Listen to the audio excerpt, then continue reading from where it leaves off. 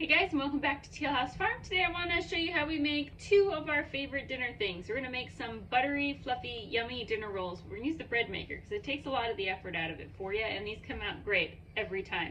And the second is we're going to make some lamb patties, which is one of my kids' favorite. If you don't raise your own lamb, you can usually find browned lamb in the grocery store. As far as lamb cuts go, it's probably the most common lamb cut, but you could also use beef for this as well to make the patties. And these patties we just eat as their own little meat piece and dip them in a little bit of sauce. We don't put them on buns or anything. But anyway, come along for the ride. Let's get these things going.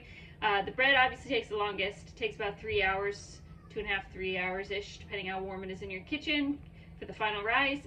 So we're gonna get that started and then wait a while before we start the rest of it.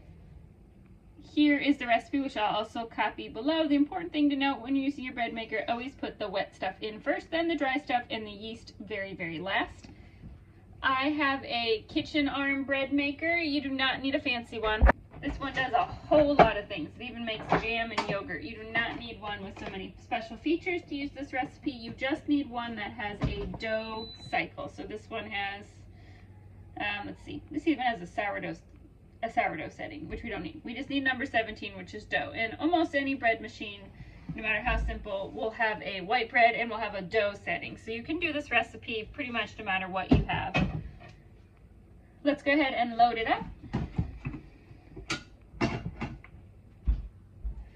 1 cup of room-ish temperature water, 2 tablespoons of softened butter, 1 egg, 1/4 cup of sugar, teaspoon of salt, 3 1/4 cups bread flour,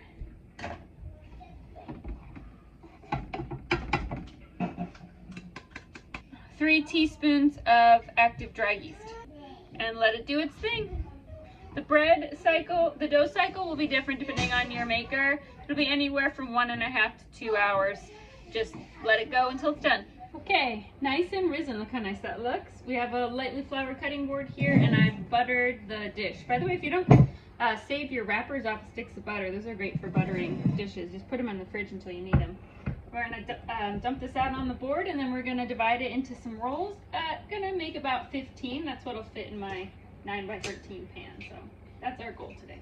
I am not a roll making expert, so if you're coming here for the most beautiful rolls you've ever seen, probably not the right channel for you, but they're gonna taste great. And maybe some of you can give me some tips and tricks on better roll making. Just gonna get flour on both sides. Use a bench scraper here to help divide a little more evenly.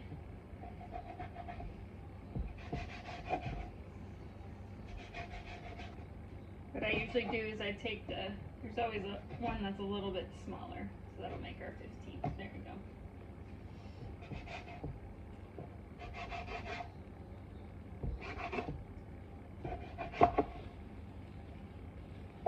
Alright, we'll cut the rest in a minute. Just going to kind of wrap and push through your thumb. These are not going to be beautiful again. This is not my skill set. But they will be roll-ish.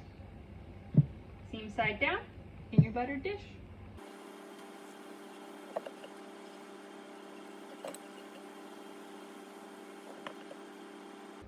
Not perfect, but good enough. We're just going to get a flour sack towel here. Going to cover them for about 45 minutes, and then they'll be ready to be baked. And we'll start on the rest of dinner. We are preheating the oven to 375 now because the rolls have been rising for almost 45 minutes. So we're going to go ahead and get the lamb started.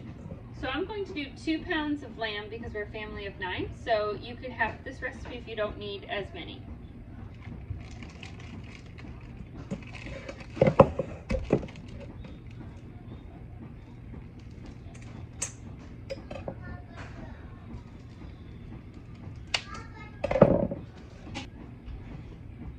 We're going to add 2 cups of breadcrumbs. If you don't have breadcrumbs, you could use oatmeal. Just run it through your food processor or blender first to make it fine. 2 teaspoons of cumin.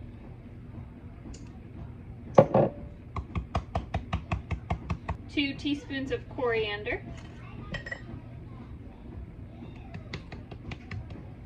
about a teaspoon of garlic powder. I typically also add a teaspoon of parsley, but I'm out today, so we're just going to skip that. 2 eggs, 1 8-ounce can of plain tomato sauce, and then you can either add a diced onion, or in this case, I don't feel like dicing an onion. I'm just going to add a bit of a onion powder dash. Just going to finish this off. This is probably 2 teaspoons worth. We'll just finish it off. Yes. Now we're just gonna mix like a meatloaf. So let's all mix together.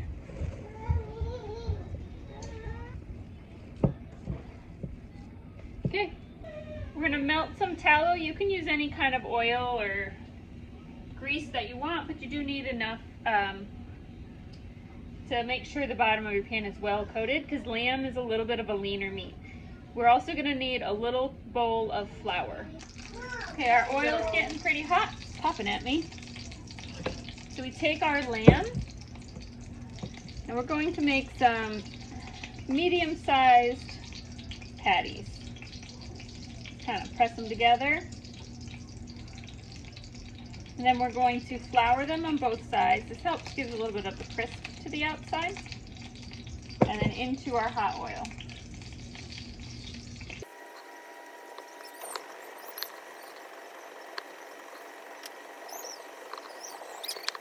After about 5 minutes, you go ahead and flip.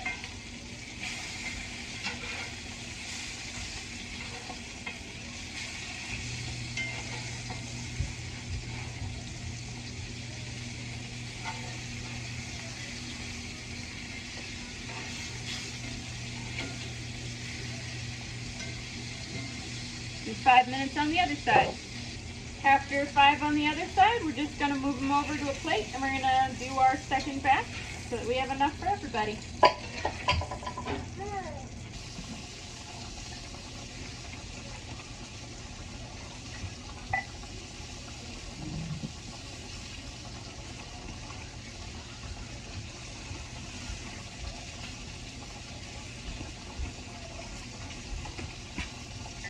Okay, we're all done. We steamed some broccoli and carrots real quick. We've got our super buttery rolls, got a big plate of meat, and I also fried some apples, so I had some apples that really needed used up. Okay. All right, we're gonna eat. Thanks so much for watching. We'll see you all again really soon.